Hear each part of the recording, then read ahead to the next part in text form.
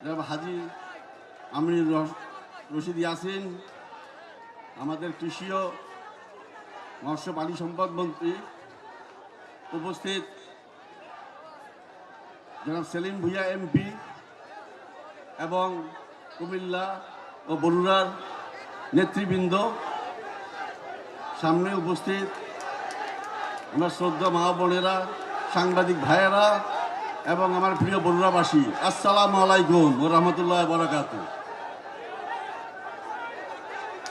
গভীর শ্রদ্ধার সাথে স্মরণ করতেছি আমাদের স্বাধীনতার ঘোষক, এই দেশের গণতন্ত্রের বহুদলীয় গণতন্ত্রের প্রবক্তা শহীদ রাষ্ট্রপতি জিয়াউর রহমান সাহেবকে। শ্রদ্ধার সাথে স্মরণ করি ৭১-এর শহীদদের এবং গত জুলাইয়ের শহীদদের। সেই সাথে স্মরণ করি আমাদের গণতন্ত্রের মা, আপসীর নেত্রী, দেশ নেত্রী বেগম খালেদা জিয়াকে। আজকে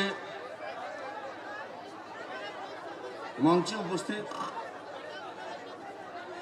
জাতীয় নেতৃবৃন্দ এবং সাংবাদিক ভাইয়েরা, আজকের এই দিনটা বরুড়াবাসীর জন্য এক ঐতিহাসিক, গৌরবোজ্জ্বল এবং আবেগ ঘন দিন।